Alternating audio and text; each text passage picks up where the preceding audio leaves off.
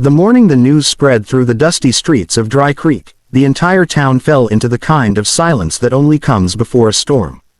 People stood in doorways, whispered behind hands, and watched the road that cut through the center of town like a scar through the desert.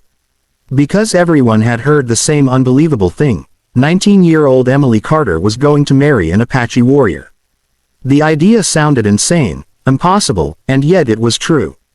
Emily Carter, the soft-spoken girl who worked at the general store, the girl who always lowered her eyes when strangers spoke to her, the girl whose life had already been harder than most people could imagine, had been promised to a man no one in town even dared to look in the eyes. His name was Dakota, and the stories about him moved through Dry Creek like wildfire through dry grass. Some said he was a feared Apache warrior who had once faced 6 soldiers alone and walked away without a scratch. Others whispered that he was the son of an Apache chief who had disappeared into the mountains years ago and returned stronger, colder, and more dangerous than anyone expected. But the story that frightened people the most was the one about his silence. Dakota rarely spoke. When he did, it was quiet, calm, and deadly serious. And when he looked at someone, it felt like he could see straight through their soul. For the townspeople of Dry Creek, Apaches were supposed to stay far beyond the desert hills. They were enemies in old stories, shadows in the distance, figures people blamed whenever cattle disappeared or riders went missing on lonely trails. No one ever imagined one would walk into town in broad daylight, and certainly no one imagined that he would come to marry a girl from their own streets. Emily never asked for any of it. Her life had changed the day her father died in a gambling dispute 2 years earlier. Her mother had already passed from illness when Emily was 15. Leaving her and her father alone in a small wooden house at the edge of town. When he died, everything he owned was swallowed by debts he had hidden for years. The house, the horses, even the small family savings disappeared overnight. And the man who claimed those debts was the cruelest ranch owner for miles around, a man named Walter Briggs. Briggs was the kind of man who smiled when others suffered. He owned half the land around Dry Creek and acted like he owned the people too. After taking everything Emily's father had left behind, he allowed her to stay in a tiny shack behind the general store in exchange for long days of work and almost no pay. Everyone in town saw it happen. No one stepped in, because no one wanted trouble with Walter Briggs. Months passed. Emily worked quietly, spoke rarely, and endured the constant humiliation Briggs enjoyed giving her whenever he walked through town. Then one evening, something strange happened. A rider appeared at the edge of Dry Creek just as the sun was disappearing behind the desert hills. His horse moved slowly, calmly, as if it had traveled many miles without rest. The rider sat tall and still, wearing dark leather and carrying a rifle across his back. His long black hair moved slightly in the desert wind, and his eyes scanned the town with a calmness that made people uncomfortable. Dakota had arrived. Conversations stopped. The piano in the saloon fell silent. Even the horses tied outside the building seemed restless as he rode down the center of the street. He didn't hurry. He didn't speak. He simply rode straight toward the general store. Emily was sweeping the wooden porch when she saw him. For a moment, she thought he might be looking for supplies like any other traveler. But when he stopped his horse in front of her, she realized something was different. His eyes met hers, and they didn't look away. The silence between them stretched longer than she expected. Finally, Dakota spoke. His voice was calm, deep, and steady. "You are Emily Carter." It wasn't a question. She nodded slowly. Dakota reached into a leather pouch tied to his saddle and removed a folded paper. Then he handed it to her. Emily opened it with trembling fingers. It was a debt contract, signed by Walter Briggs, transferring ownership of her father's final unpaid debt. But what shocked her wasn't the paper itself. It was the single line written beneath Briggs' signature. "Debt forgiven upon marriage." Emily looked up, confused and frightened. "Marriage." Dakota nodded once. The townspeople watching from across the street began whispering louder. Within minutes, word spread across Dry Creek like lightning. The Apache warrior had purchased Emily Carter's debt, and demanded her hand in marriage as the payment. Some people said it was cruel. Others said it was terrifying. But Walter Briggs simply laughed when he heard the news. Because to him, it meant the troublesome girl he enjoyed tormenting would finally disappear from his town forever. Emily had no choice. If she refused, the debt would return, and Briggs would take the last thing she still had, the small shack she slept in and the job that kept her alive. The wedding was arranged only 3 days later, and the entire town came to watch, not because they cared about Emily, but because they wanted to see the strange spectacle unfold. The ceremony took place outside the small wooden church. The preacher looked nervous. The townspeople stood at a distance, whispering and staring at Dakota as if he were some dangerous animal. Emily stood in a simple white dress someone from the church had given her. She felt small, terrified, and completely alone.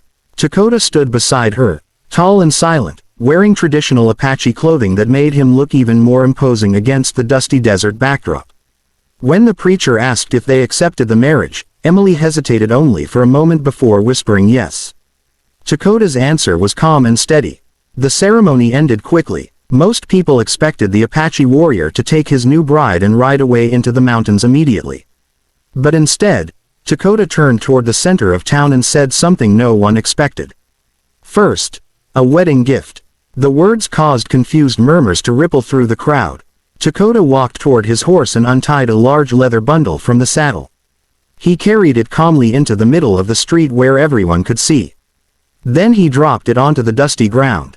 The bundle hit the dirt with a heavy thud. Slowly, deliberately, Dakota opened the leather wrapping. What spilled out onto the ground made the entire town freeze in shock. Because inside the bundle were 6 rifles, several sheriff badges, and a stack of wanted posters. Each poster carried the same names, the same faces, men who had been robbing travelers across the desert for months. Men the town believed were long gone. And then Dakota said the words that silenced every whisper in Dry Creek. These men are dead. A wave of stunned silence swept across the street. Dakota continued calmly. They were hiding in the canyon north of here, planning to raid this town tonight. No one moved. No one spoke. Even Walter Briggs, standing near the saloon, suddenly looked uneasy. Dakota pointed at the badges lying in the dirt. 3 of them were former deputies. Gasps spread through the crowd. Then Dakota looked directly at Briggs. And for the first time, the ranch owner stopped smiling. And they were hired by someone in this town. The air felt heavier. People began looking around nervously, realizing something far bigger had just been revealed. Emily stood frozen beside the church steps, her heart pounding as she tried to understand what was happening. The man she had been forced to marry, the silent Apache warrior everyone feared, had just saved the entire town from a massacre they never even knew was coming. But the most shocking moment came next. Dakota turned back toward Emily, walked slowly across the street, and stopped in front of her. His voice remained calm, but now the entire town was listening. "You were never my payment," he said quietly. "You were my reason to come." And in that moment, every person in Dry Creek realized something they had never expected. This marriage, this strange union between a frightened 19-year-old girl and a silent Apache warrior, was only the beginning of a story far more dangerous than anyone in town could imagine. And as the sun dipped behind the desert hills and long shadows stretched across the dusty streets of Dry Creek, the whispers returned stronger than before. Because one question now echoed through every corner of the town: if Dakota had come to save them, then who inside Dry Creek had wanted them all dead? Before we continue to Chapter 2, make sure to subscribe to the channel Outlaw and Cowboy Tales, because the next chapter reveals the shocking truth behind Dakota's arrival, the dark secret Walter Briggs has been hiding, and the reason this unexpected marriage will soon ignite the most dangerous showdown Dry Creek has ever seen. The silence that followed Dakota's words hung over Dry Creek like a dark cloud that refused to move. People stared at the weapons and wanted posters scattered in the dirt, their minds struggling to understand what they were seeing. The desert wind pushed small circles of dust across the street, and somewhere in the distance a horse snorted nervously. Emily stood frozen near the church steps, still trying to understand the strange turn her life had taken. Only hours earlier she had believed her wedding would simply mark the end of her quiet, miserable life in Dry Creek, the moment when she would disappear into the mountains with a man she barely knew. But now something far bigger was unfolding, something that made the entire town feel suddenly fragile and exposed.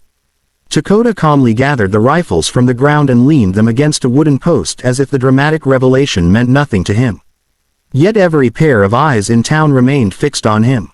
Walter Briggs was the first to move. His boots crunched across the dirt as he stepped forward from the crowd, his usual smug smile replaced with a tight expression that tried to hide growing anger. Briggs was a tall man with thick shoulders and a voice that usually carried authority wherever he went, but today there was an uneasy edge to it. He laughed loudly, though the sound felt forced and hollow. "So the Apache rides into town with a pile of junk and a story," he said, spreading his arms dramatically toward the crowd. "You really expect us to believe you saved us?"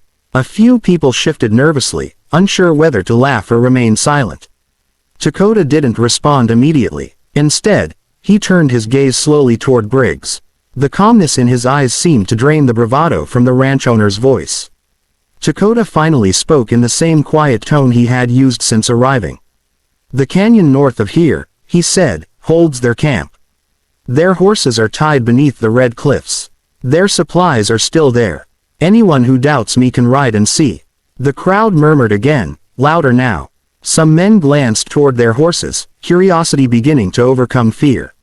Briggs' face darkened. "Or maybe you killed them yourself," he snapped. "Maybe you're the outlaw and this is your trick to win our trust." The accusation hung in the air like a spark near dry wood. Emily felt her heart pound harder. She didn't know Dakota well enough to defend him, but something deep inside told her the ranch owner was lying about something. Dakota didn't appear angry. In fact, he seemed almost patient, as if he had expected this reaction. Slowly, he reached into his saddlebag again and pulled out one more folded piece of paper. This time, he walked straight toward the sheriff, an older man named Caleb Turner who had watched the entire scene in stunned silence. Dakota handed him the paper without a word. Sheriff Turner opened it and read. His eyes widened. His hands trembled slightly. The sheriff looked up slowly at Walter Briggs. "Where did you get this?" he asked Dakota quietly. Dakota answered simply, "From the leader of those men, before he died." Sheriff Turner cleared his throat and turned the paper so the crowd could see.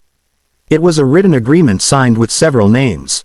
The agreement described a plan to attack Dry Creek that very night, steal cattle and money, and leave the town burned behind them. But what made the entire street erupt in shocked whispers was the name written at the bottom of the page. Walter Briggs. The ranch owner's confident posture cracked for just a moment. Then he laughed again, louder than before. "That's a lie," he barked. "Anyone can scribble a name on a piece of paper." But the sheriff wasn't smiling. "This is your handwriting," Turner said slowly. "I've signed enough land records with you to know." The tension snapped like a rope pulled too tight. People who had respected Briggs for years suddenly stepped away from him. The ranch owner realized the ground beneath his power was beginning to crumble.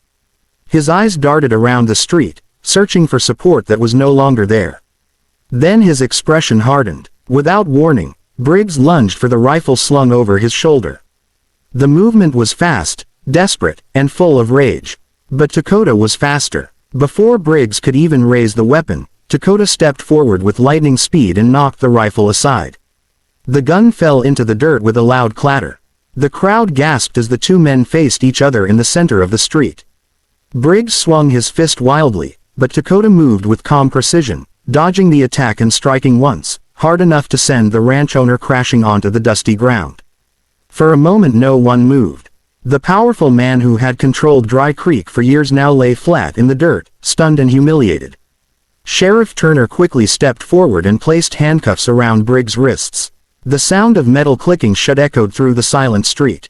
"Walter Briggs," the sheriff announced, his voice carrying across the town, "you're under arrest for conspiracy, attempted robbery, and attempted murder."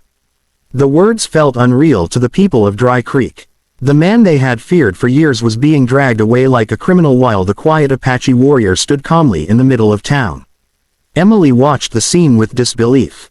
The man she had been forced to marry had just destroyed the power of the most feared ranch owner in the region without raising his voice or seeking praise. As Briggs was pulled toward the jailhouse, he twisted around and glared at Dakota with burning hatred. "You think you've won," he shouted. "You don't even belong here." Dakota didn't respond. He simply watched until the jail door slammed shut behind Briggs. Slowly the tension began to fade from the street. The townspeople started whispering again, but this time the whispers were different. They weren't filled with fear. They were filled with curiosity and respect. Sheriff Turner approached Dakota and removed his hat. "Looks like this town owes you a debt," he said. Dakota shook his head slightly. "The debt is already paid." Then he turned toward Emily. She felt suddenly nervous as his eyes met hers again. For the first time since the strange wedding had begun, his expression softened slightly. "You are free," he told her quietly. "The agreement with Briggs is gone. You can stay here, or leave, whatever you wish." Emily blinked in surprise. "You mean, the marriage?" Dakota nodded once. It was the only way to stop him quickly. "I will not force you to stay." The word stunned her more than anything else that day. Everyone in town had believed she had become the property of a dangerous warrior, yet here he was offering her freedom without hesitation. Emily looked around at the people of Dry Creek, the town that had watched her struggle and suffer without helping. Then she looked back at Dakota, the stranger who had risked everything to end the cruelty she had endured.